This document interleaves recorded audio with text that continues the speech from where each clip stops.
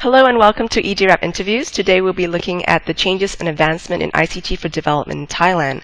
Joining us today is Dr. Thaweesak, President of the National Science and Technology Development Agency in Thailand.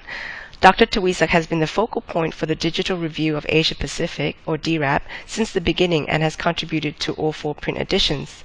Welcome, Dr. Thaweesak. Thank you for taking the time to be with us today. Good morning from Bangkok, Christine. Nice to see you. Thank you. Nice to see you too. To begin, Dr. Thaweesak, could you tell us about yourself and your work? Well, I have been working with ICT development for Thailand specifically since 1986, where I took part in drafting the national standard for Thai character code for computers. So by that time, we managed to have Thai language ready for Windows, for MS-DOS 6.0. That's sometime before Windows. And in 1992, I was a core developer for Internet in Thailand, whereby we managed to pull many people to work together and introduce the Internet into Thailand. And since then, I work with the National Electronics and Computer Technology Center, or NECTEC, to help out with the development of ICT in general, and drove the National ICT Committee to push the National ICT Policy. And in the end, we managed to get the National Master Plan, the Ministry of ICT set up. So that's about the background that I work with the ICT in Thailand. Thank you. Since your last update of DIRAP, Thailand released its second ICT policy for 2011 to 2020. Could you share with us the key directions and how it's different from the first policy? The second policy addressed the Smart Thailand, whereby it's a sort of extension from the first plan, which we focus on bridging the digital divide and universal access in the first plan.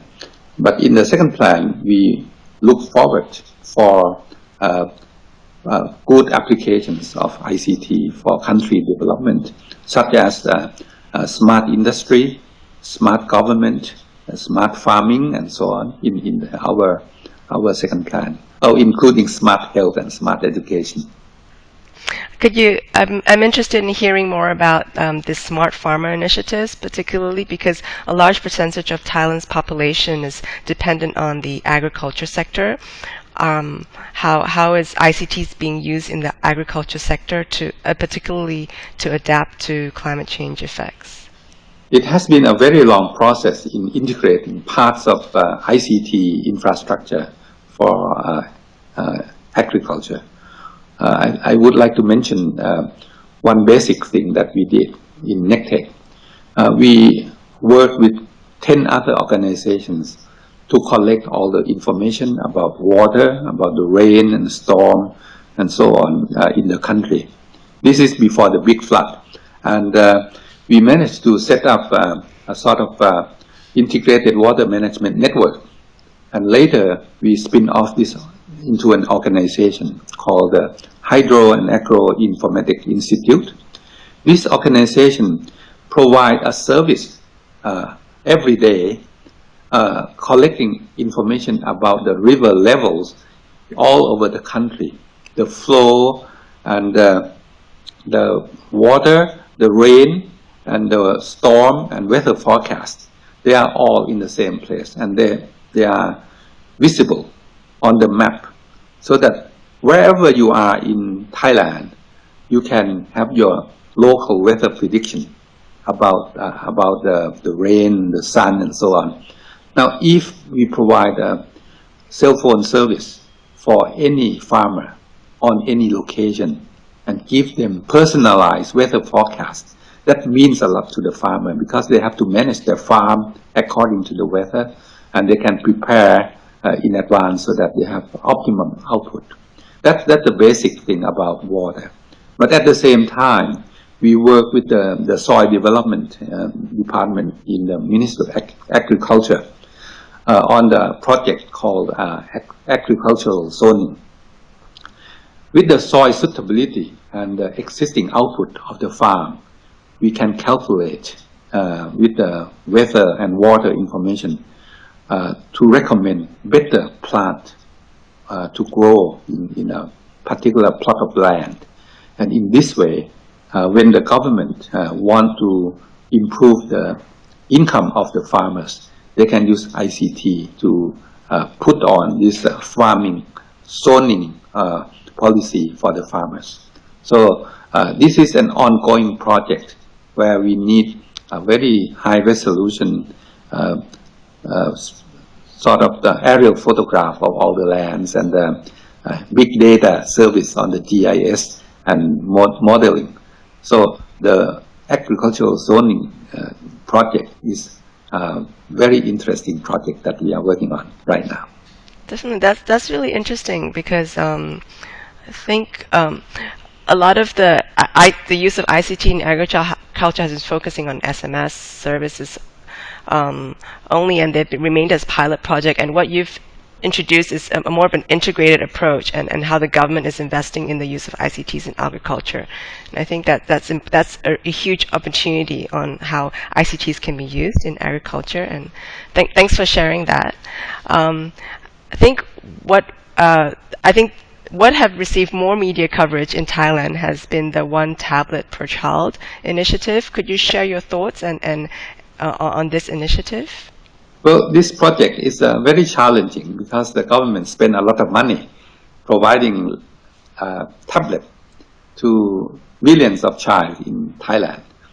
And at the same time, as we are developers, the Ministry of Science and Technology here have been working with other organizations in the educational part to provide online service of all the classes that can be televised and in all subjects, from the primary school to secondary schools as well as vocational school.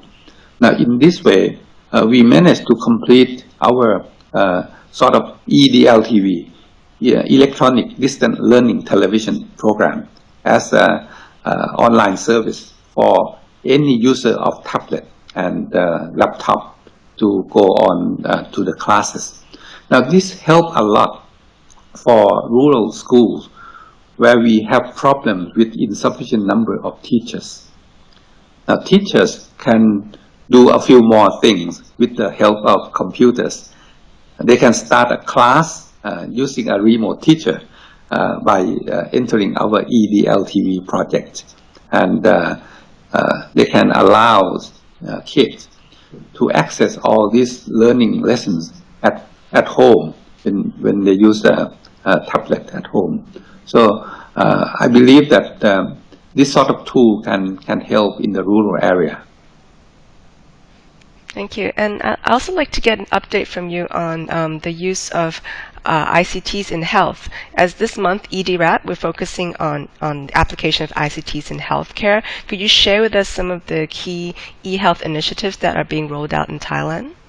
Yes, Thailand started the Universal Health Service almost a decade ago, and it has been very popular and cited from all over the world that this is a scheme that is working well.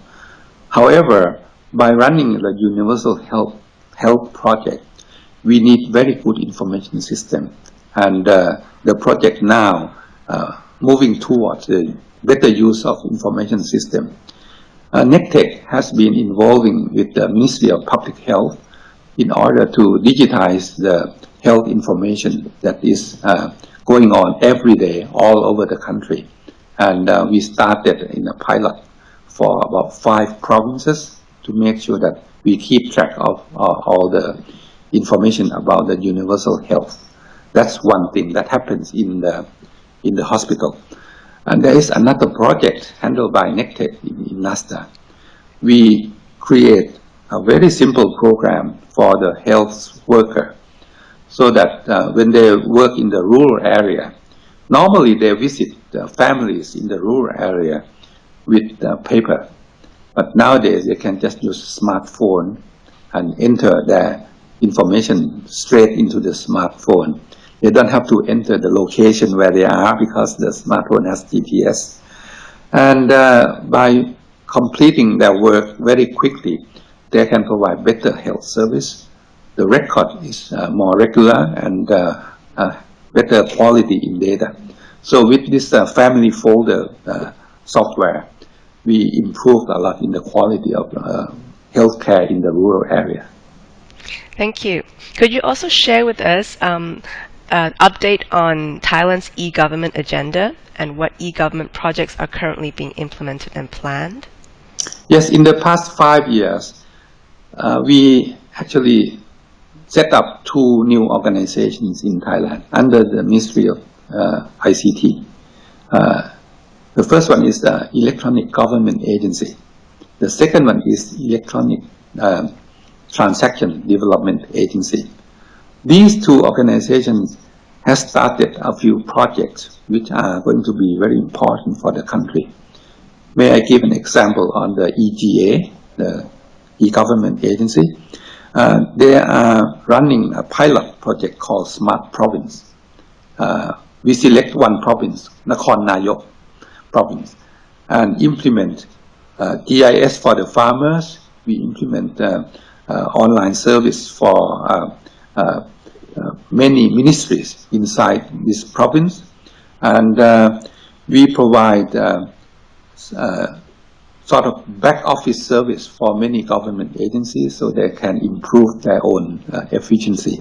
And of course, basically, we provide sort of nationwide all government agency email. Well, email is very important as a single government agency cannot run email service very well by themselves. So we centralize email service for the government, and thereby we can start social network for government workers. And with this Smart Province, we hope that we can implement a so-called national single window service, where a person or a company, when they have to contact the government agency for doing certain things like getting license, getting permits, and to do something, normally they have to go to many agencies one at a time. But by implementing national single window service, we set our target so that they can contact at only one place, and they can have all their application processed by several government agencies according to the law properly, and then get things done conveniently. So with this sort of service, of course, in the background, we need a very good GIS, the geographical information system service, so that all the maps and all the locations are available.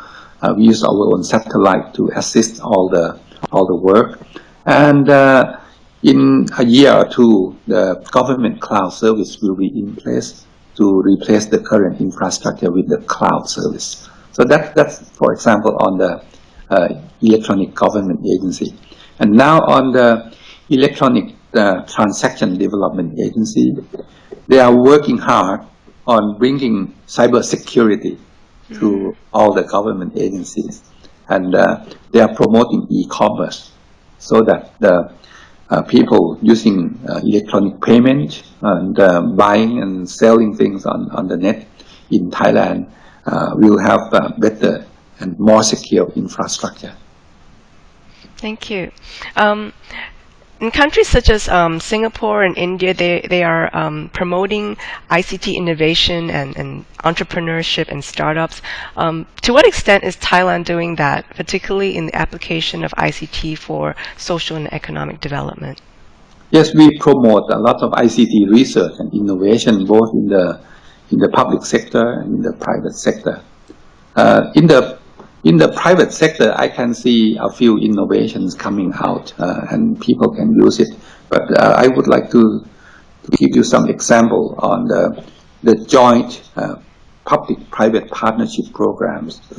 I can see that we are working on a project called Thailand One Click.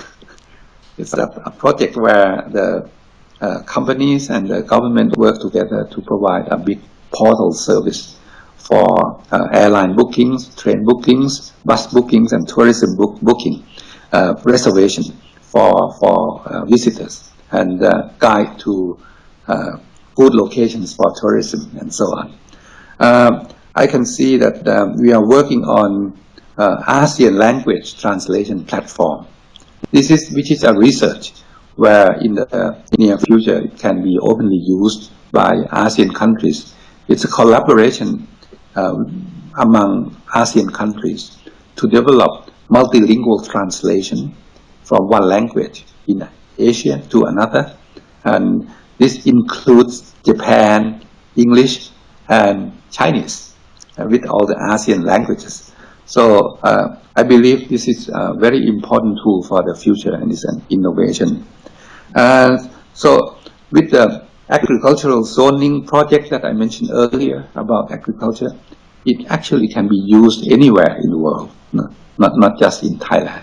So I believe that by exchanging of the information about research, new innovation can take place and it can be very useful for the area. Thank you. Before we look into the future for Thailand, do you have anything to add regarding the current status of ICT and ICT for development in Thailand? Well, I think we should have moved a lot faster than what we can see. But that's probably because the government has limited budget for research and development. But we are hoping for the best and getting more interest into the future. But we can see that the private sector are moving in and they can put their own research and development projects inside and do a lot of good things and provide services to the people. I think in the next few months, we can see a new digital broadcast on the internet. There's a new big company starting this business, doing television on the internet. So with the country also shifting towards the digital broadcast, this will spin off lots of electronic market for new digital content. Mm-hmm. So I can see that in the future, the use of social networks, the proliferation of smartphones and digital broadcasts will bring about a lot of communications and applications of big data together. Thank you. Dr. Thaweesak, thank you for the informative interview, for your reflections and your insights. It's been a pleasure speaking with you today. We'll be posting this interview recording and a written summary of this interview onto the e-DIRAP community for them to comment on and share their thoughts. And to the viewers, thank you for watching. You can find more information about ICT for development in Thailand at the e-DIRAP website, digitalreview.asia. Thank you and goodbye for now. Thank you, Christine, for this talk. Thank you. Bye. Bye.